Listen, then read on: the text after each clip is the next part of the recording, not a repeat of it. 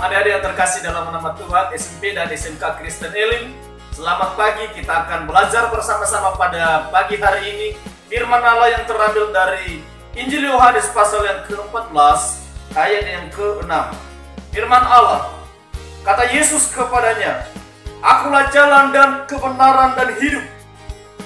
Tidak ada seorang pun yang datang kepada Bapa kalau tidak melalui aku."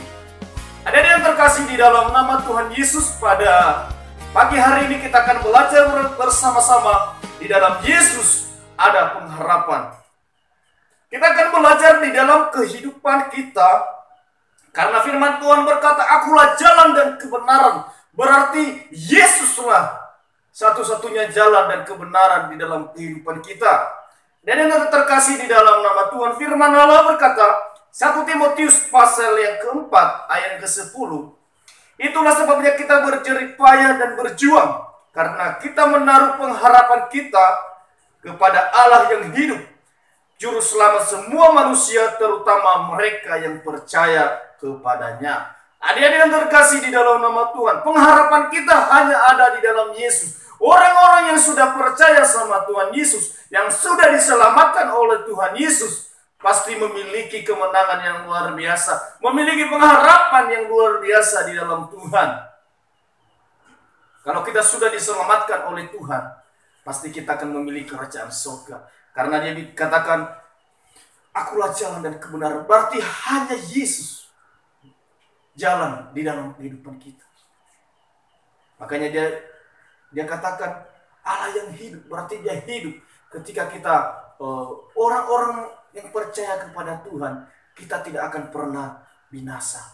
Kita tidak akan pernah dibiarkan.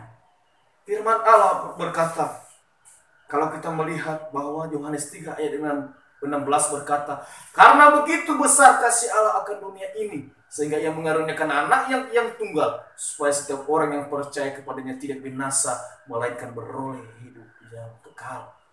Ketika kita mengalami masalah, tantangan di dalam kehidupan kita, datang kepada Yesus. Karena di dalam Yesus ada pengharapan yang luar biasa. Pengharapan apa yang Yesus berikan kepada kita?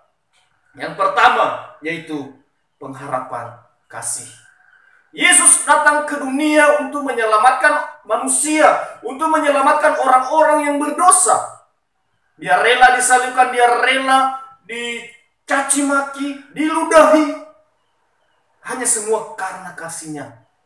Firman Allah berkata, 1 Yohanes pasal yang ke-1 ayat yang ke-9, dia berkata, "Jika kita mengaku dosa kita, maka Ia adalah setia dan adil, sehingga Ia akan mengampuni dosa kita dan yang menyucikan kita dari segala kejahatan kita."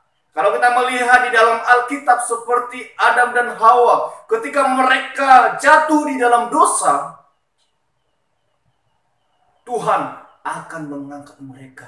Tuhan memulihkan mereka. Ketika Tuhan Yesus mengasihi kita, ada yang terkasih di dalam nama Tuhan. Karena di situ ada pengharapan yang luar biasa yang Tuhan berikan. Kalau kita mau melihat lagi, di dalam Yesus ada pengharapan. Di dalam Alkitab memiliki pengharapan yang luar biasa. Seorang yang sakit kusta, mereka pertama ketika mereka sakit kusta 10 orang, tetapi yang mengucap syukur sama Tuhan hanya 1. Dan yang lain tidak tahu mau kemana. Tapi karena dia memiliki pengharapan di dalam Tuhan, karena satu-satunya penolong di dalam kehidupannya hanya Yesus. Dia yang terkasih di dalam nama Tuhan. Kalau kita mau di dalam Yesus ada pengharapan kasih akan dia berikan secara cuma-cuma di dalam kehidupan kita. Mari terus membangun hubungan dengan Tuhan. Dan yang kedua, yaitu pengharapan di dalam iman. Yaitu itu firman Allah berkata, 1 Timotius pasal yang keempat ayat yang ke-10. "Itulah sebabnya kita berjerih payah dan berjuang, karena kita menaruh pengharapan kita kepada Allah yang hidup, juru selamat semua manusia, terutama kepada mereka yang percaya."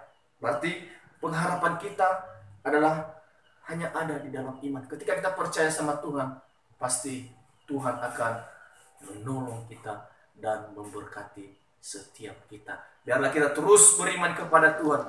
Biarlah kita terus berpengharapan di dalam Tuhan, karena di dalam Tuhan di situ ada kekuatan. Di dalam Tuhan di situ ada harapan yang luar biasa. Terima kasih, Tuhan Yesus memberkati. Haleluya.